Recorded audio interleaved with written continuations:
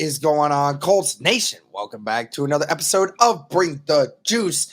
Guys, coming off of the week 3 game for the Indianapolis Colts, and the Indianapolis Colts win in style against the Baltimore Ravens, that dramatic fashion, winning the game as they did. Truly crazy, but finally able to sit down and think about it a little bit. And now I get to talk about some of these studs and duds for the Indianapolis Colts ahead of week 4. Now, obviously, like I mentioned last week, with a win, you have a lot more studs, and then you have duds. So, of course, a lot of people have differing opinions, but we'll gladly talk about that. And leave me your opinions in the comments section below. But without further ado, let's get into it.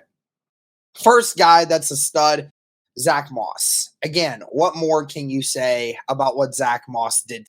2 different runs today of 24 yards, had 30 rushes for 130 yards, had 4 yards per carry on the day. He was just a bell cow. He has been the last couple weeks, and until JT comes back, Zach Moss will continue to be that. And then, of course, even when JT does come back, I think you still have to get Zach Moss involved a little bit, because Zach Moss has really helped bring a different tenacity to this offense that was previously lacking with the other running backs in the group. So fantastic work by Zach Moss today, and especially with him not only getting it done in the run game, but also scoring a touchdown in the pass game too. You couldn't have asked for a better game from Zach Moss and what he provided for you today. Another stud for you, Juju Brents, who made his NFL debut, missed the first 2 weeks due to the coaches stating that he just basically wasn't ready based off their standards. But of course, what they saw last week in Darrell Baker Jr. left them to believe that there was at least a better option. Juju Brents may not be more readily prepared than Darrell Baker is, but you have to say Juju Brents can't do much worse than what we saw.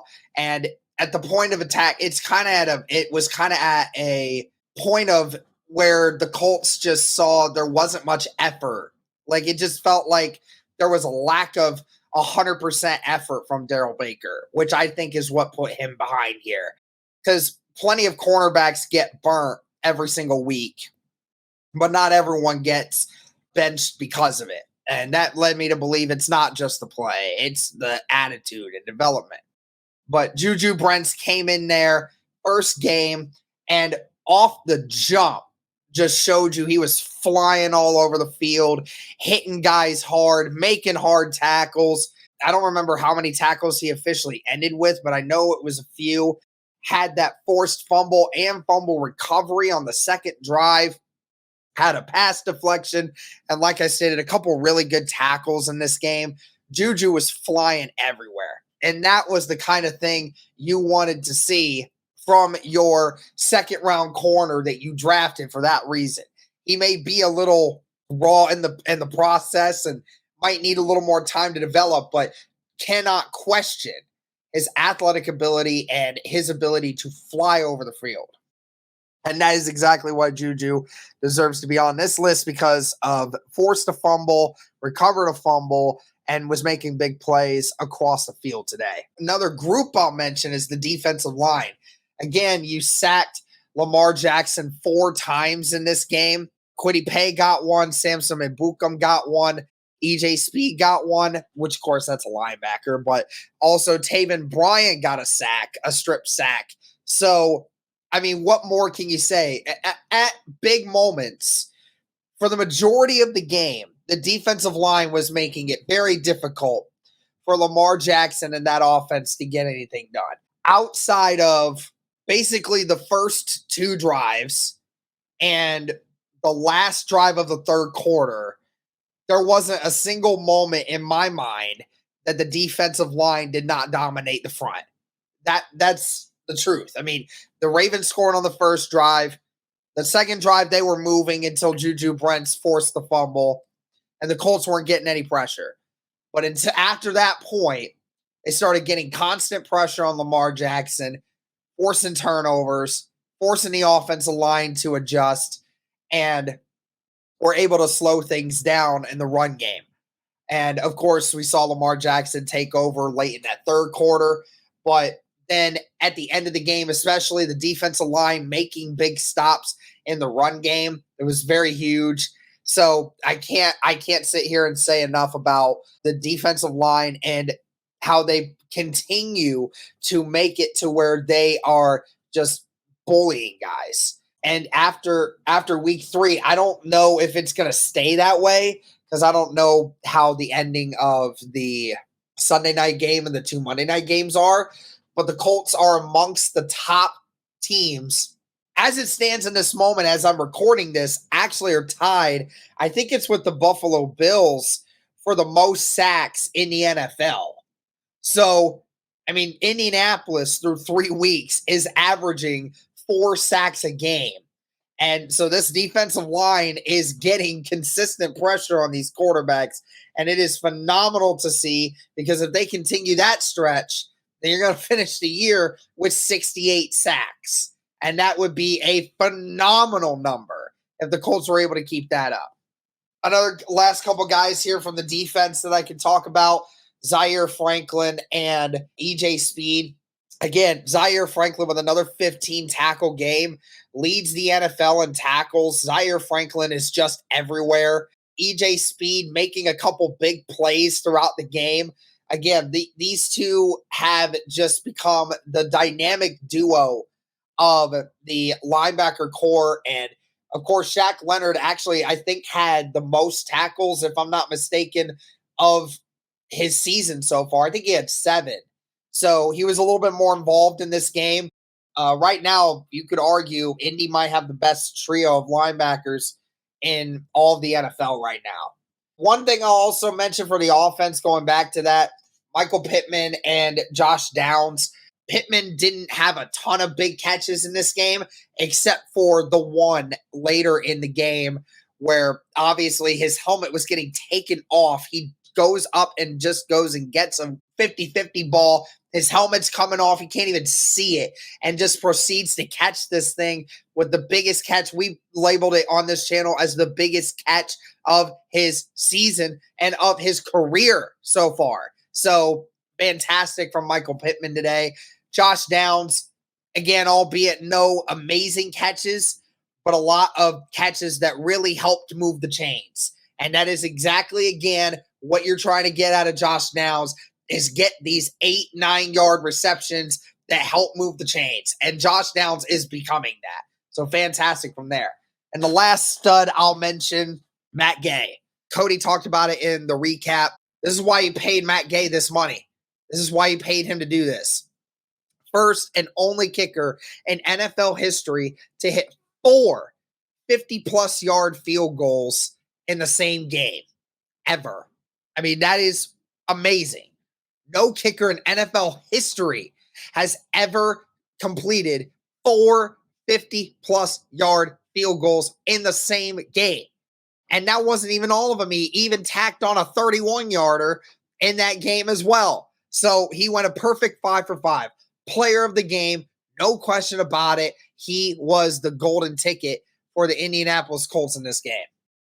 Now, moving forward to the duds here. This one will be a little different. I have to put Gardner Minshew here. I know some people may say that he performed well enough to not be named a dud, but I look at the 5 sacks he took. I would suggest that at least 3, I would probably argue 4 of those sacks from Minshew were his fault, where he did not read blitzes very well. Kyle Hamilton, the safety for the Baltimore Ravens, accounted for 3 of the sacks on Gardner Minshew, basically running the same blitz over and over and over again. Gardner Minshew was just holding on to the ball way too long, not hitting hot reads, not recognizing blitzes, and was taking unnecessary hits. And it stalled a lot of drives. And I understand when it comes to the Isaiah McKenzie thing at the end of the game, towards in the fourth quarter, when he decided to just let that punt go and proceeded to back the Colts up to their own 2 instead of at the 11. I totally get it. That was a lapse in judgment.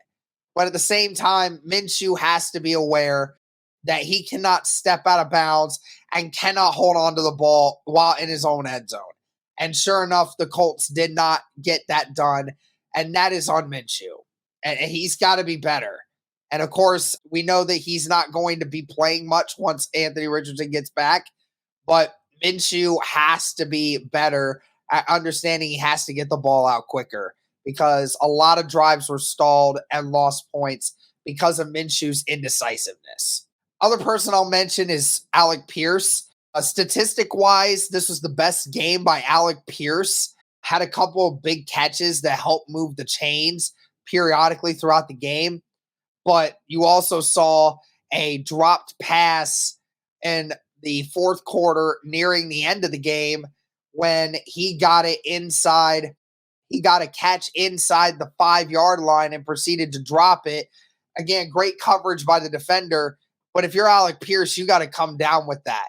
That was a throw that would have put you inside the 5-yard line, and you as the Indianapolis Colts probably could have won the game much sooner and much easier had you made that catch.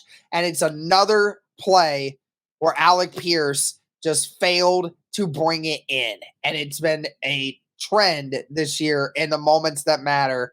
And it's really stunk to see Alec Pierce do that. Honorable mentions, I will say, Braden Smith definitely had some issues today. He had the most issues of everyone, even though the offensive line was typically not that bad today, at least in my opinion. Braden Smith did have a little bit of an issue with that side, but nevertheless, that's why I didn't want to officially put him as a dud, because I don't think he was that terrible, but he did have a few that missed it. And the tight end play, I definitely will say, is a dud. I think it was probably due to the Colts' game plan. They knew coming into this game that the secondary of the Baltimore Ravens was very shorthanded. So, of course, it was Gardner Minshew really trying to focus in on hitting the wide receivers a little bit more frequently than the tight ends, because you wanted to try to hit the outside numbers a little more than the inside, because the front seven was still there for the Baltimore Ravens, even though their secondary was a little bit thin. But, of course, we wish that we could have seen the tight ends do a little bit more in this than anything else. But that's going to do it for this video, guys. Let me know your thoughts on this and whether or not you think that, did I miss any studs? Did I miss any duds? But let me know your thoughts on it. Thank you guys so much for tuning in. And as always, go Colts.